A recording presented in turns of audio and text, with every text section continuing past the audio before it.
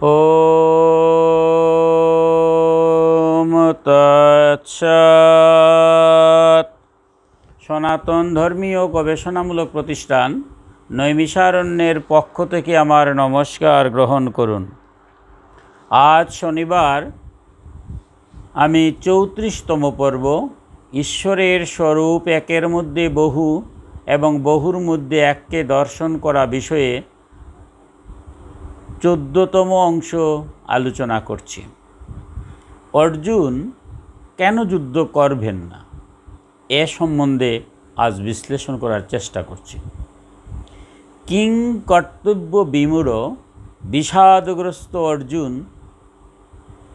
অধর্ম এবং অন্যায়ে যুক্ত আত্মীয় স্বজনদিগকে বধ করবেন না বিধায় বললেন, আমি যুদ্ধ করব না। অর্জুনের যে অনুভূতিটা আসছে যে আমি যুদ্ধ করছি, যদিও আমার আত্মীয় স্বজনরা অধর্মে এবং অন্যায়ভাবে যুক্ত আছে, তবুও তাদেরকে আমি বধ করব না।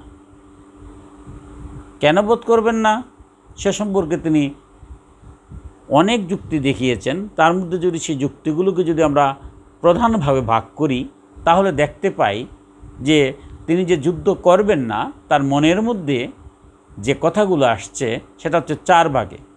প্রথম, শরীরের দিক থেকে তিনি ভাবছেন যে এই দেহটা নিয়েই তো আমি যুদ্ধ করব, যাদেরকে আমি যুদ্ধে যারা মারা যাবে তারা বিনাশপ্রাপ্ত হয়ে যাবে, অথবা আমি যদি মারা যাই আমি বিনাশ হয়ে যাব। তাহলে শরীরটা ধ্বংস হওয়াটাই তিনি ভাবছেন যে আমরা এই জগৎ থেকে ধ্বংস হয়ে যাওয়া। কিন্তু দেহ আর দেহিটা সম্পর্কে তার পূর্ণ জ্ঞান কিন্তু আসছে না, বিধায় তিনি শরীরের দিক থেকে চিন্তা করে তিনি বলছেন আমি যুদ্ধ করব না। দ্বিতীয়ত, তিনি মনের দিক দিয়ে ভাবছেন এই সংসারে অন্যায়, অবিচার, অত্যাচার যারা করছে তাদের জন্য সাধারণ মানুষগুলা ক্ষতিগ্রস্ত হচ্ছে। সুতরাং অর্জুন ক্ষত্রিয়, তার কর্তব্য তো দুষ্টকে দমন করা। কিন্তু তিনি তা মনের দিক থেকে চিন্তা করছেন যে আমি যদি যুদ্ধ করতে যাই তাহলে আত্মীয়স্বজনগুলো বধ হবে, অনেকের মনে দুঃখ আসবে, কষ্ট আসবে, সুতরাং সেই যুদ্ধে যাওয়া আমার উচিত নয়। তারপর তিনি বলছেন নীতির কথা, যে অন্যায় অবিচারের বিরুদ্ধে যুদ্ধ করব, যদিও এটা নীতিগতভাবে ঠিক, তবুও আমি যুদ্ধ করলাম না, রাজ্য নিলাম না, আমি ভিক্ষা করে খাবো, তবু আমি যুদ্ধ করব না। তিনি যে নীতির কঠিন তত্ত্বকথা তার মনে যা আসছে সেই তত্ত্বকথার মধ্যে তিনি বলছেন যে না, আমি যুদ্ধ করা যাওয়াটা ঠিক হবে না। 4 নম্বর, বুদ্ধির দিক থেকে যে যুদ্ধটাকে আমরা এড়িয়ে যেতেই পারি। সুতরাং অন্যায় অবিচার সমাজে হচ্ছে হোক, আমি এদিকে গেলাম না, আমি ভিক্ষা করতে চলে গেলাম, আমি আর আজই থাকলাম না। অর্থাৎ এখানে সমাজের মধ্যে যেহেতু বিশৃঙ্খল ভাব লাগছে, দুষ্ট যারা আছে তারা নিপীড়িত নির্যাতিতদেরকে নির্যাতন করুক, আমি দিকে একটু গেলাম না, আমি একটু এড়িয়ে চলার চেষ্টা করলাম। আসলে এই চিন্তাভাবনা থেকেই তা সাধারণভাবে যেটা হয় সেইভাবে বলছে যে আমি যুদ্ধ করব না। ভগবান শ্রীমদ্ ভগবদ্ গীতার এই 4টি দিক থেকেই কিন্তু ব্যাখ্যা করেছেন অত্যন্ত মধুরভাবে। প্রথমেই তিনি যে অনেক ব্যাখ্যা করেছেন, আমি অতি সংক্ষেপেভাবে বলছি যে আত্মা অবিনশ্বর। আমরা গতদিনও দেখেছি আত্মা সম্পর্কে কি মধুর কথাগুলা বলছেন, যে আমরা আত্মাটা যেটাকে বলছি, আমরা দেহের মধ্যে যিনি পরমাত্মার অংশ জীবাত্মা রূপে আছেন, সেটা আর দেহটা কিন্তু এক নয়। দেহ যদি নষ্ট হয় আত্মা নষ্ট হয় না। তাই এই দেহটা তো নষ্ট হবেই, আজ না হয় কাল। আমরা নির্ধারিত সময়, সত্যযুগে যে বয়স ছিল 70 ত্রেতাতে সে কমে গেল, দাপরে এসে আরও কমলো, কলিতে এসে শতবৎসর পরমায়ু। শতবৎসর পরমায়ু যদি হয়, শতবৎসর তো আমরা অনেকেই পাই না। বাংলাদেশে যদি গড় আয়ু চিন্তা করা হয় তো কত, 70 বছর। তো সেইভাবে 70 বছর তো অনেকে পায় না, হয়তো একটু বেশি পায়, কেউ একটু কম পায়। যাই হোক, সেই একটা সময় তো আমার এই দেহটা ত্যাগ করতেই হবে। ভগবান বলছে তোমার দেহ যখন ত্যাগ করতেই হবে নিশ্চিত, তাহলে দেহ নিয়ে যখন আসছো এই সংসারে, ন্যায় অন্যায় তোমার বুঝতে হবে, তোমার কর্তব্য কর্ম কি। আজকে একটা দেশের, একটা রাষ্ট্রের যারা আইনশৃঙ্খলা বাহিনী থাকেন, তার কাজটা কি? মূল কাজটা হচ্ছে দুষ্টের দমন করা। তারা যদি বলে না দুষ্টের দমন করে কি হবে, রাত তাহলে কি এই রাষ্ট্রটা কি সুন্দরভাবে থাকতে পারবে? পারবে না। তাই তাদের উচিত দুষ্টকে দমন করা। অর্জুন তো সেই অবস্থায় দাঁড়িয়ে দুষ্টদেরকে, দুর্যোধন সহ যারা দুষ্ট এবং দুষ্টদের যারা সমর্থন করছে, এই দুষ্টদেরকে বিনাশ করতে হবে, না হলে ধর্ম সংস্থাপন হবে না, সাধুকুল রক্ষা হবে না। ধর্ম সংস্থাপন যদি না হয়, সাধুনারী রক্ষা না হয়, দুর্বৃত্তায়ন হয়ে যাবে সমাজ। তাই সেখান থেকে পরিত্রাণের জন্যই অর্জুন যুদ্ধ করতে হবে। তাই ভগবান অর্জুনকে বলছেন, তুমি এই দেহর কথা চিন্তা না করে দেহির কথা, আত্মার কথা ভাবো। আত্মা অবিনশ্বর, কেউ কাউকে মারতে পারছে না। কর্মফলের কারণেই মানুষ বারবার জন্মগ্রহণ করে, বারবার মৃত্যু হয়। সুতরাং কর্মের বন্ধনের আবদ্ধ হয়, কিন্তু তুমি নিষ্কামভাবে জগতের কল্যাণের জন্য, জগতের মঙ্গলের জন্য কাজ করে যাও, সেটা তোমার পাপ কার্য হবে না। এরপরে কি বলছেন দ্বিতীয়তে, আত্মা ভিন্ন সবই বিনশ্বর। এই সংসারে যা কিছু আছে সবই কিন্তু নশ্বর, সব ধ্বংস হবে। যা কিছু আছে একমাত্র আত্মাটাই ধ্বংস হয় না। কারণ আমরা আত্মাটা ধ্বংস হয় না সেটা আমরা অনুভব করি, দেখতে পাই না, যদিও আমরা উপলব্ধি করতে পারি। আমার ভিতর আমি যে কথা বলছি, আমার ভিতর অবশ্যই একটা শক্তি আছে, বিলিত কথা বলছি। যখন এই শক্তিটা চলে যাবে তখন আমি আর কথা বলতে পারছি না, এই দেহটা অচল হয়ে গেল। তাহলে সেই যে অদৃশ্য শক্তিটা, সেটাই তো আত্মা। সেই আত্মাটা কখনো যতক্ষণ আছে আমরা অনুভব করি, এটা অনুভবের বিষয়। আর যারা যোগী পুরুষরা, তারা যোগ সাধনার মাধ্যমে সেই আত্মাকেও দেখেছে, পরমাত্মার অংশ, সে ভগবানকে যারা দর্শন করেছেন। তাই কি বলছেন যে আত্মা ভিন্ন আর সবই নশ্বর। সুতরাং কারো জন্য তুমি সুখ করা উচিত নয়, দুঃখ করা উচিত নয়। কর্তব্য কর্ম সামনে যা আসবে, তোমার কর্তব্য কর্ম থেকে তুমি কোনো অবস্থাতেই বিচলিত হবে না, বিচ্যুত হবে না। তারপরে কি বলছেন, দেহের কর্মফলে দেহির পুনঃ পুনঃ দেহান্তর ঘটে। এই দেহ ধারণ করার পরে ভালো মন্দ বুঝার মতো ক্ষমতা তো দিয়েছেন। এরপরও মানুষ যখন কর্মের বন্ধনে আবদ্ধ হয়, এবং সে আবদ্ধতার কারণেই কিন্তু বারবার কি হয়, জন্ম মৃত্যু চক্রে ঘুরতে থাকে। সবাই জন্ম মৃত্যু চক্রে ঘুরার বিষয়টা, মূল যে তত্ত্ব কথাটা কি, কর্মবন্ধন। যতক্ষণ পর্যন্ত কর্মের বন্ধন থেকে ভগবান মুক্তি দিচ্ছেন না, ততক্ষণ পর্যন্ত এই কর্মবন্ধনে বারবার সুখে দুঃখী সংসারে আসতে হয়, যেতে হয়। তাই বলছেন তুমি কর্ম সঠিক, যেটা যাহা ন্যায়, যাহা সত্য, যাহা ধর্ম, তাই তুমি করো। এরপরে বলছেন অমৃতত্ব একটি বস্তু আছে, তা লাভ করা সম্ভব। যে এই সংসারে অমৃতত্ব একটা বিষয় আছে, সেটা লাভ করাও সম্ভব। তুমি অমৃতত্বকে জানো, জানার চেষ্টা করো। যখনই তুমি অমৃতত্বকে জানবে, তখনই তুমি মোক্ষ লাভ করবে।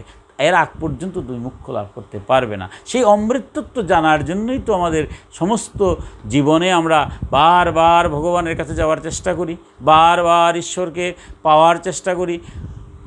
আর যারা সেই অমৃতত্বকে জেনেছেন বা উপলব্ধি করেছেন, তারাই কিন্তু মানব জীবনটা সুন্দর হচ্ছে। আর পরবর্তী জীবন তো সেই ভগবানের শ্রী রাতুল চরণেই তাদের ঠাঁই হবে। সেই অমৃতত্ব বিষয়টা কিভাবে সম্ভব, সেই তত্ত্বে এবার যাচ্ছে। পরমাত্মার কৃপার ফলেই অনুআত্মা ভিন্ন ভিন্ন দেহ প্রাপ্ত হয়। আমাদের যে বিভিন্ন দেহ যে আমরা ধারণ করি, জীব বিভিন্নভাবে, সেটা কিন্তু এই পরমাত্মার কারণই হচ্ছে। তিনি সমস্ত সাক্ষী রূপে আমাদের আছেন, কি কর্ম করছি, কি কর্ম না, আমি ভালো করছি না খারাপ করছি, আমি এবার বক্তৃতা দিচ্ছি, কথা বলছি, কিন্তু আমার অন্তরে কি কোন জিনিসটা আছে? আমার কি কোনো ব্যক্তি স্বার্থ আছে, না সামাজিক স্বার্থ আছে, না জগতের কল্যাণ আছে? আর কেউ জানুক না, আমার ভিতরে যিনি অবস্থান করছেন উনি তো সবই জানেন। তাহলে আমার যেদিন আমার সময় শেষ হবে, সেদিন কি কারো সাক্ষীর প্রয়োজন হবে? আমার অনাদিরাদি গোবিন্দ যিনি আমার অন্তরের মধ্যে বসে আছেন, উনি তো সবসময় আমার মনের কথা জানেন, সব জানেন। তিনি তো রাজ সাক্ষী, তাই না? এবং সেই সাক্ষী সেদিন দেবেন, এবং সেই কর্মের বন্ধনের কারণেই আমি বারবার বিভিন্ন জীবদেহে আমি কি করব, জন্মগ্রহণ করব, মারা যাব, আবার জন্মগ্রহণ করব, বারবার দেহান্তর প্রাপ্ত হবে। বন্ধু যেমন বন্ধুর মনোবাঞ্ছা পূরণ করেন, পরমাত্মা তেমনি অনুআত্মার মনোবাঞ্ছা পূর্ণ করেন। যে কর্ম করে সেই কর্মের ফলটা ভগবান দিয়ে থাকেন। মুণ্ডক উপনিষদ ও শ্বেতাশ্বতর উপনিষদে সেই শ্রীমদ্ ভগবদ্ গীতার সেই আত্মা এবং পরমাত্মা যে এক তত্ত্বগতটা খুব মধুরভাবে ব্যাখ্যা করেছেন। কিভাবে করেছেন?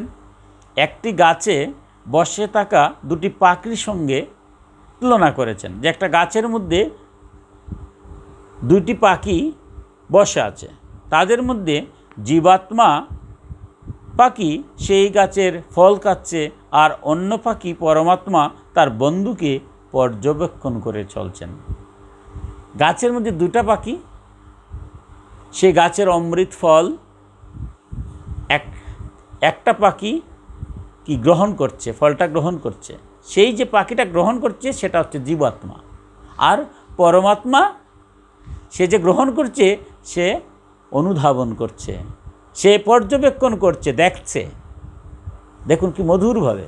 আমার এই দেহের মধ্যে কিন্তু একজন আছেন পরমাত্মা, আমি যা কর্ম করছি সমস্ত কর্ম উনি করছি, কিন্তু আমি আমার দেহের মধ্যে যে যিনি আছেন ইনি তো একটা পাখি, পরমাত্মার অংশ, জীবাত্মা রূপে আছেন। আমি যা কিছু করছি উনি পর্যবেক্ষণ করছেন।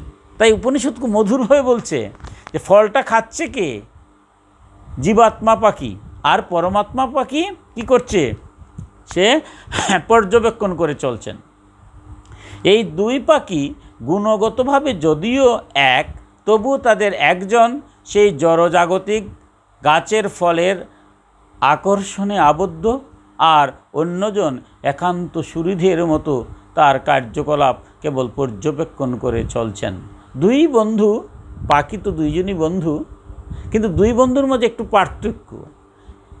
একটা বন্ধু কি বলছে যে জড়জাগতিক গাছের ফলের আকর্ষণে আবদ্ধ, যে পাখিটা ফল খাচ্ছে, যেমন আমি এই সংসারে যা কিছু ভোগ্যদ্রব্য ভোগ করছি আমি আকর্ষণ হচ্ছি, আবদ্ধ হচ্ছি, কিন্তু আমার ভিতরে যিনি অন্তর্যামী রূপে আছেন সে কিন্তু ভোগ্যদ্রব্য আকর্ষণে আবদ্ধ নয়। সে কি করছে? সে সাক্ষীরূপ পাখি, সুহৃদের মতো, বন্ধুর মতো আমি কি করছি সমস্ত কিছু কি মধুরভাবে পর্যবেক্ষণ করে চলছেন।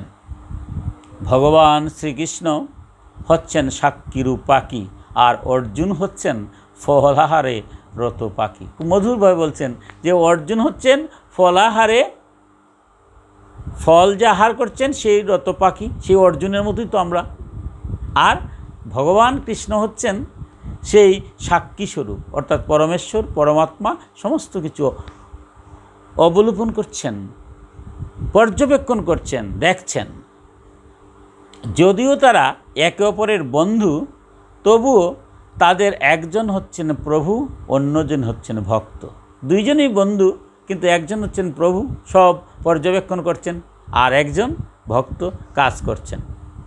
জীবাত্মা পরমাত্মার সঙ্গে তার এই সম্পর্কের কথা ভুলে যাওয়ার ফলেই এক গাছ থেকে আরেক গাছে, অর্থাৎ এক দেহ থেকে আরেক দেহে কর্মফলে ঘুরে বেড়ায়। এই যে পাখি, যে পাখিটা ফল খাচ্ছে, সে যখন ভুলে যায় যে আমার ঘনিষ্ঠ বন্ধু আরেকটা পাখি আমার মধ্যেই আছে, বিরাজ করছে, সে সব দেখছে, ওই কথাটা যখন ভুলে গিয়ে সে কাজটা করে, তখনই কর্মবন্ধনে আবদ্ধ হয়ে কি করে বারবার জন্ম মৃত্যু চক্রে ঘুরে। আর যখন ভাবে যে আমার অন্তরের যে পাখি পরমাত্মা সে সব দেখছে, সুতরাং যা কিছু করছি ফলটা খাবো, ফলটা আগে আমার পরমাত্মাকে দেব, দিয়ে তার প্রসাদ রূপে খাবো। যা করব সমস্ত কর্মের আগে ভগবানকে স্মরণ করব, তাহলে কর্মটা হয়ে যাবে কি যজ্ঞে পরিণত। তাই তো এই জড় দেহরূপ বৃক্ষে জীবাত্মা কঠোর সংগ্রাম স্বরূপ সংসারে বাস করেও আত্মতত্ত্ব জানার মধ্য দিয়ে পরমাত্মা তত্ত্ব পরম ব্রহ্মকে যখনই আত্মসমর্পণ করতে সম্মত হয় তৎক্ষণাৎ অমৃতত্ব তথা মুখ্য লাভ হয়। যে কথাটা বলছিলাম, মুখ্য লাভ তত্ত্ব যদি জানা যায় তখনই জীবনটা সুন্দর হয়, মধুর হয়। অর্জুনকে সে অমৃতত্ব তত্ত্ব কথা জানতে হবে, যখনই জানবে তখনই আর দুঃখ থাকবে না, কর্তব্য থেকে বিচলিত হব না। তাই এবার বলছেন এই জড় দেহরূপ বৃক্ষে জীবাত্মা কঠোর সংগ্রাম স্বরূপ সংসারে বাস করে এই যে সংসারটা তো সহজ নয়, কঠিন সংসার। এই কঠিন সংসারে সমস্ত কর্মের মধ্য থেকেও আত্মাতত্ত্বকে জানার মধ্য দিয়ে, এই যে জীবাত্মা যখনই সে পরমাত্মা তত্ত্ব সম্পর্কে জানে এবং পরমাত্মা তত্ত্ব সম্পর্কে জেনে যখন পরমাত্মা তত্ত্বেতেই আত্মসমর্পণ করে, অর্থাৎ আনকন্ডিশনাল সারেন্ডার যেটাকে বলছে, ভগবানের কাছে আত্মসমর্পণ করে যাওয়া, সমস্ত কর্ম কিছু ভগবানকে দিয়ে আমি করছি, যা কিছু হবে সব ভগবানের দিয়ে হবে, সেই আনকন্ডিশনাল সারেন্ডার যখন হয়ে যায় জীবাত্মা পরমাত্মার কাছে, তৎক্ষণাৎই অমৃতত্ব তথা মুখ্য লাভ হয়। যখনই একজন তার ভিতরের যিনি অন্তর্যামী পরমাত্মাকে জেনে নেয় এবং সে অনুভব করে এবং বুঝে যে আমার সাথে ভগবান আছেন, তখন সে জগতের প্রতিটা জীবের মধ্যেই যে ভগবান আছেন সেটাকেও অনুধাবন করতে পারে, বুঝতে পারে, এবং তখনই সে কখনো কাউকে কোনো আঘাত দেওয়ার চেষ্টা করে না। জগতের মঙ্গলের জন্য, জগতের কল্যাণের জন্য সে কর্ম করে যায় এবং যতই আঘাতপ্রাপ্ত হয় সেও আঘাতপ্রাপ্ত দুঃখ কষ্ট হয় না, যে আঘাত দিয়েছে তার বিচার তো ভগবান করবে, আমার এখানে তাকেও আঘাত দেওয়ার কোনো প্রয়োজনীয়তা নাই। তখনই এই সংসারটা হয় মধুময়। মধু বা তারিতায়তে মধুস্করন্তি সিন্ধব, সেই অমৃতত্ব, সেই অমৃত তত্ত্ব জানার সাথে সাথেই জীবনটা হয় মধুময়। আপনাদের প্রত্যেকেরই জীবন সেই মধুময় হোক, সেই কামনা করে আজকে এখানে শেষ করছি। আগামী শনিবার 35তম পর্ব দেখার আহ্বান জানিয়ে সর্বে ভবন্তু সুখিনঃ, সর্বে সন্তু নিরাময়া, সর্বে ভদ্রাণি পশ্যন্তি, মা কশ্চিৎ দুঃখভাগ্ ভবেৎ। ওম শান্তি, ওম শান্তি, ওম শান্তি।